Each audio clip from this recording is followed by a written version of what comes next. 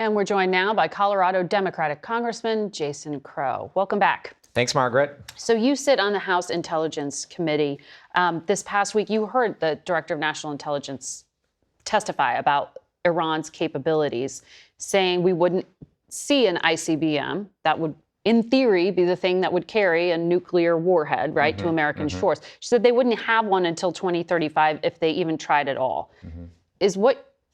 Are you afraid she was wrong? Because Israel is saying that what was fired was an ICBM that was aimed at this U.S.-UK base. Yeah, she could be wrong. We obviously have to dive into the intelligence. The question has never been whether or not Iran poses a threat or a series of threats to the United States. But that's where the analysis begins, not when the analysis ends, right? We have lots of threats. Kim Jong-un poses a threat. Putin poses a threat.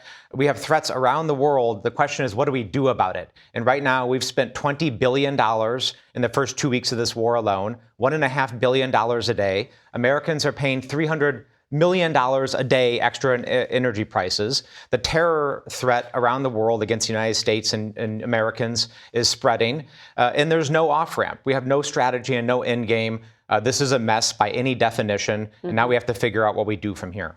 So no timeline beyond the 4 to 6 weeks has been briefed or shared with Congress at this point? No, we are not getting the information from this administration. They started this war without congressional authorization. There's no imminent threat. They actually have even stopped trying to pretend there was an imminent threat, which is what is necessary for the president to take action without congressional approval. So now here we are spending tens of billions of dollars of taxpayer money, losing American lives. Congress isn't involved. We've been stonewalled. The American people are not in the driver's seat here, right? Because Congress has been sidelined in this. They are the ones that need to have the voice in whether or not they're going to send their sons and daughters to go fight this war, whether or not they're going to finance it. It's time for this to end.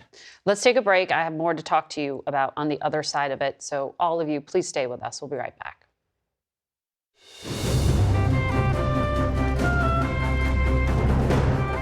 Back to Face the Nation. We return now to our conversation with Colorado Congressman Jason Crow.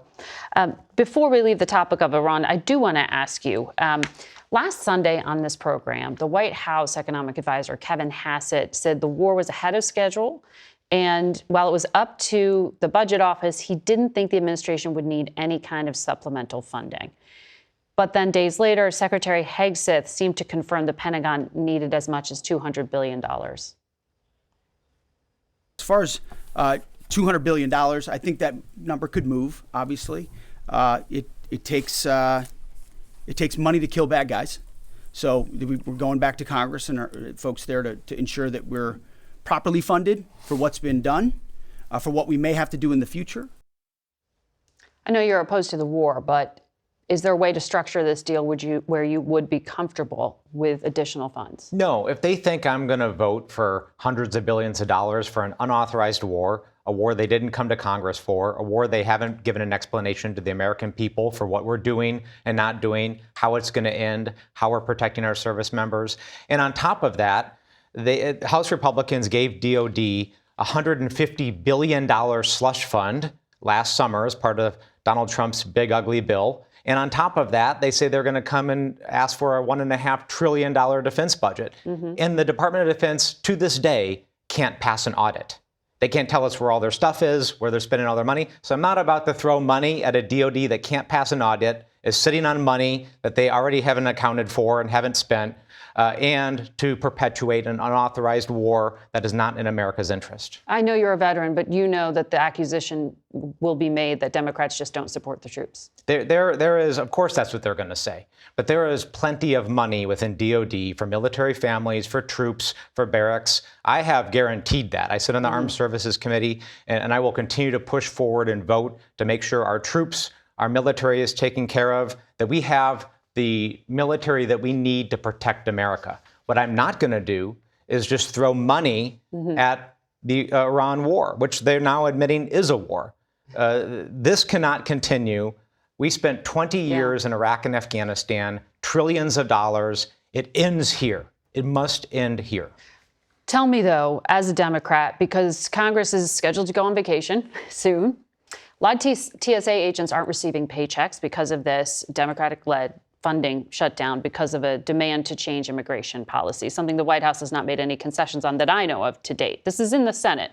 But as a Democrat, I mean, look at Denver Airport near your district. They're asking people to donate gift cards for TSA agents to make ends meet. The airport says, this is a huge generator in terms of what the airport does for the region. This is hurting your community. How do you continue to defend the shutdown? I'm going to be really clear that this is a Republican shutdown. Full stop. Republicans said right? that Just yesterday, the U.S. Senate held a vote. And Senate Democrats put up an authorization to fund everything except for ICE and CBP. That's Coast Guard, that's TSA, that's cybersecurity. Every single Senate Republican voted against it. In the House, we actually have a bill, Rosa DeLauro and Hakeem Jeffries, we have a clean bill that would force a vote to open up everything, to fund everything except for ICE and CBP. Republicans are stopping it. They're not even allowing a vote on that bill. So we are ready to go.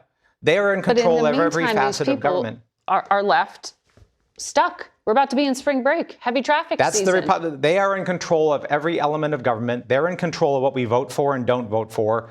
We are saying, let's open it back up. Let's fund Coast Guard. Let's fund FEMA. Let's fund TSA. Let's fund cybersecurity, which, by the way, we need because we just started a war with Iran, which has a huge cyber capability. Yes. We want to fund it. We're ready to fund it. We will take the votes tomorrow. They're stopping that vote. They own this shutdown. Congressman Crow, thank you very much for your time today. We'll be right back.